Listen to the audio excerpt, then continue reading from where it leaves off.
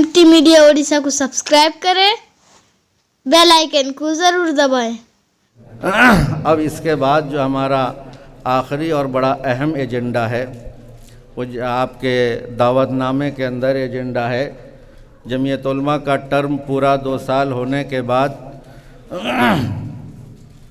सारे जितने ओहदेदारान होते हैं दस्तूर के मुताबिक उनकी मियाद ख़त्म हो जाती है। वो अपने जब मेंबर शाजी का सिलसिला शुरू होता है, सिर्फ जनरल सेक्रेटरी के अलावा सारे ओहदेदारान जो हैं अपने ओहदे से माजूल तो नहीं बल्कि उनका ओहदा बरकरार नहीं रहता है जब मेंबर साजी होती है।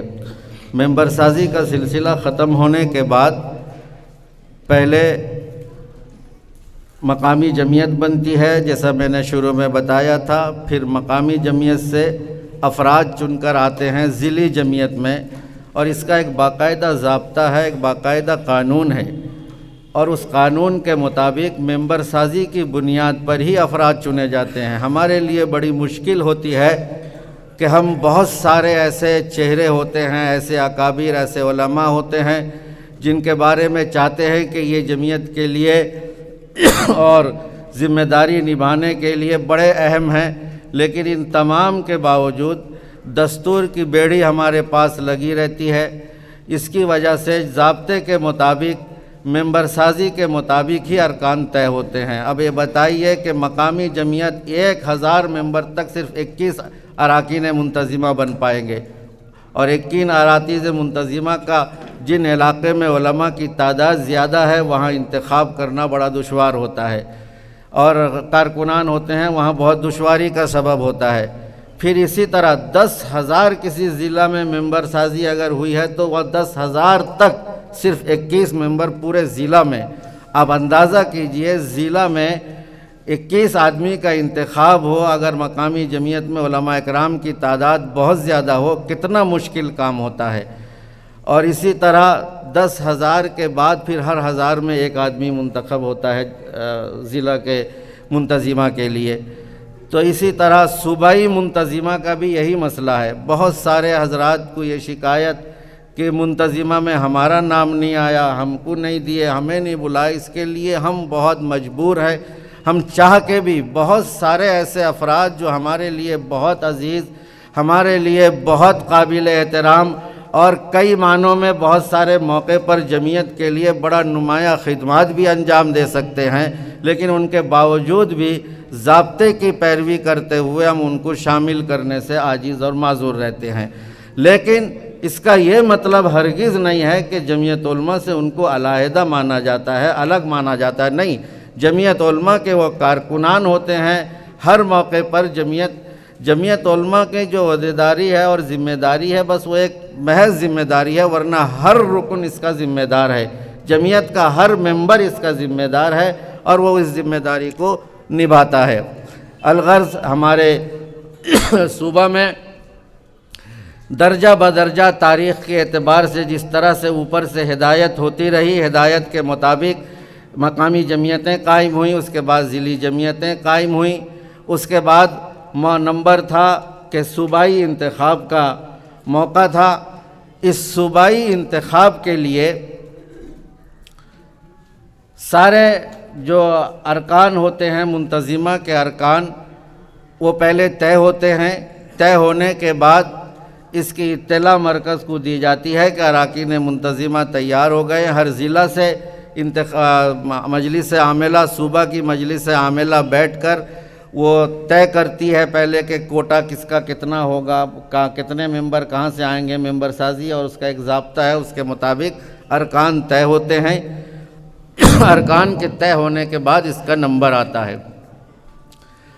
अल्लाह का शुक्र एहसान है, जब ये तारीख़ आहिस्ता आहिस्ता आने लगी कि जमीयत उलमा सूबा उड़ीसा के लिए सदारत के इंतखाब का मसला आने लगा, तो उस मौके पर हमने दूसरे सूबों पर नज़र डाली, दूसरे जगह पर देखा कि बड़े बड़े शूबे, लाखों कई लाख की मेंबर साजी हुई है, और वहाँ पर बड़े आसानी से इंतखाबी अमल हो गया है, बहुत सुकून के साथ, इत्मीनान के साथ کسی طرح کا کوئی اختلاف نہیں، کوئی انتشار نہیں، بڑے پرسکون انداز سے صدارت کا انتخاب ہو گیا ہے دوسرے صوبہ کے اندر۔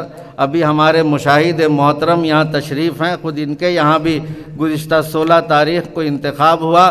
ہم نے سوشل میڈیا کے توسط سے اتنا پرامن، بہت ہی خوبصورت انداز میں وہاں انتخاب اور اتفاق رائے سے طے ہو گیا۔ صدارت کے لیے ہر آدمی کے ہر اپنا ایک حلقہ اثر ہوتا ہے، حلقہ اثر کے لوگ چاہتے ہیں کہ ہماری طرف سے فلاں صدر ہوں، فلاں صدر ہوں، سب کی دلی خواہش تمنا ہوتی ہے صدر ہوں، لیکن صدر تو ایک ہی ہوگا، سب کی تمنا اور خواہش کی تو تکمیل ہو نہیں سکتی، ایک ہی ہوگا۔ تو اس سلسلے میں ہمارے یہاں پر جب یہ صورت پیش آئی، کوئی بھی اپنے طرف سے صدارت کے لیے اپنے نام کو نہیں پیش کیا، جہاں تک میری معلومات ہے خود سے کوئی بھی اپنا نام نہیں پیش کیا کہ ہم صدر بننا چاہتے ہیں، لیکن ہر ایک کے حلقہ اثر سے نام ضرور آئے کہ فلاں صدر ہونا چاہیے، فلاں صدر ہونا چاہیے۔ اور کئی موقع پر ہمیں ایسا محسوس ہوا کہ اگر اس کو بیٹھ کر طے نہ کیا جائے، اگر اس کے کوئی شکل نہ نکالی جائے تو کہیں اکابر تو ہمارے بڑے مخلص ہیں، ہمارے جو بڑے علماء اکرام ہیں، بڑے خلوص و للہیت کے ساتھ جمعیت سے جڑے ہوئے ہیں، لیکن بہت جو مریدین ہوتے ہیں، متعلقین ہوتے ہیں، ان کا ایک اپنا جذبہ ہوتا ہے، اور وہ جذبہ ہر ایک کے ساتھ ہوتا ہے اور ہونا بھی چاہیے۔ تو وہ اپنے جذبے کا اظہار کہیں ایسا نہ ہو جائے کر بیٹھیں اور پھر کوئی شکل انتشار کی نہ آ جائے۔ اور ہمارے جو مشاہد محترم تشریف لائے ہیں، میں کہوں گا کہ جب بڑے بڑے صوبہ کے اندر بڑے اطمینان کے ساتھ، سکون کے ساتھ ہو گیا، بلکہ میں کچھ دن پہلے حضرت مفتی معصوم ثاقب صاحب جنرل سیکریٹری جمعیت علماء ہند، ان سے بات چیت ہوئی تو انہوں نے یہ کہا کہ بیٹا جو بھی کرتے ہو کوشش کرو اتفاق رائے سے مسئلے کو حل کرنا۔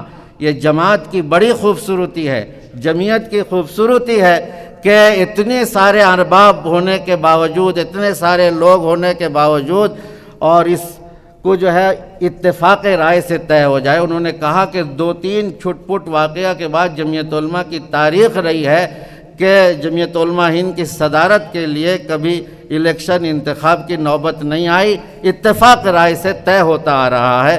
انہوں نے بہت کہا، تو میں نے حضرت سے یہ کہا کہ حضرت آپ اطمینان رکھیے، ہمارے صوبہ کے علماء اکرام بہت ایک دل ہیں، بہت ایک جٹ ہیں، اور الحمدللہ جمعیت کے تعلق سے بڑے مخلص ہیں، اور انشاءاللہ آپ کے جو مشاہد تشریف لا رہے ہیں انہیں یہ احساس نہیں ہوگا اس بات کا کہ یہاں پر کسی طرح کی صدارت کے سلسلے میں کوئی مسئلہ تھا۔ تو اس سلسلے میں سب سے پہلے ہمارے بڑے بزرگوں جن کے قیادت میں ہم جمعیت کو آگے بڑھا رہے ہیں، ان حضرات نے اس سلسلے میں فکر کیا اور سب کو جوڑ کے بیٹھا اور کوشش کی کہ اتفاق رائے سے، اتحاد کے ساتھ ہم جو ہے ایک کسی صدر کے تحت میں ہم اپنے کارواں کو آگے بڑھائیں۔ الحمدللہ خاص طور سے علماء اکرام، جو علماء بڑے بڑے ہمارے کبار علماء اکرام اس صوبہ میں مانے جاتے ہیں، سمجھے جاتے ہیں، وہ تمام علماء اکرام بیٹھے تھے۔ اور خاص طور سے جو ہماری جو پچھلی عاملہ تھی، عاملہ کے ممبر، اس میں سب لوگ بڑے لوگ ہیں، اور اسماء گرامی صدارت کے اگر کسی حلقے میں گردش کر رہی تھی تو وہ انہی حلقوں سے بھی گردش کر رہی تھی۔ تو سب سے بہتر حضرت امیر شریعت دامت برکاتہم حضرت مولانا محمد فاروق صاحب دامت برکاتہم نے یہ تجویز رکھی کہ جن علماء اکرام کے ساتھ یہ مسئلہ پیش آتا ہے ان کے ساتھ بیٹھ کر ہم یہ کر لیں، اور منتظمہ میں ایسا صورت پیش آئے کہ ہم اتفاق رائے سے اپنے جمعیت کے لیے کوئی اچھا صدر ہم طے کریں۔ اس کے لیے ہم لوگوں نے صلاح مشورہ کیا تھا، بیٹھے تھے، لیکن صدارت جو ہے وہ منتظمہ کے تائید سے ہی تکمیل ہوتی ہے۔ دستوری اعتبار سے منتظمہ کے تائید پر ہی اس مکمل طور پر وہ دستوری طور پر صدارت کا انتخاب عمل میں آتا ہے۔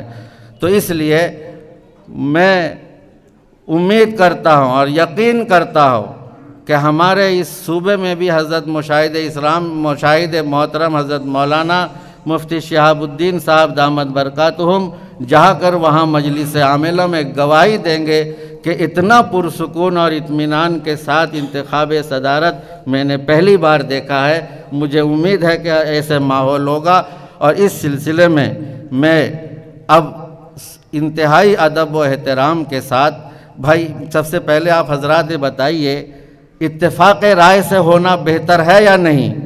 इत्तेफाक के साथ हो जाना चाहिए, सब लोग जमीयत के इत्तेफाक, बिल्कुल इत्तेफाक राय से ही होना चाहिए। इंशाअल्लाह इत्तेफाक राय से तय होगा। MT मीडिया शानदार, वीडियो पिक्चर जानदार, जलसों में यार कभी भूल नहीं जाना रे, जलसों में यार कभी भूल नहीं जाना रे।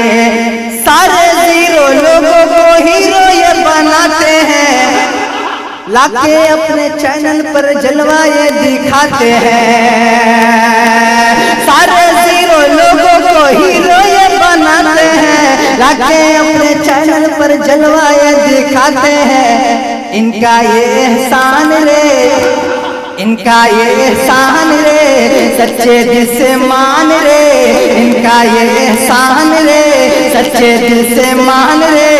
जलसों में यार कभी भूल नहीं जाना रे, जलसों में यार कभी भूल नहीं जाना रे। अगर वीडियो अच्छी लगी तो लाइक करें और तमाम दोस्तों को शेयर करें।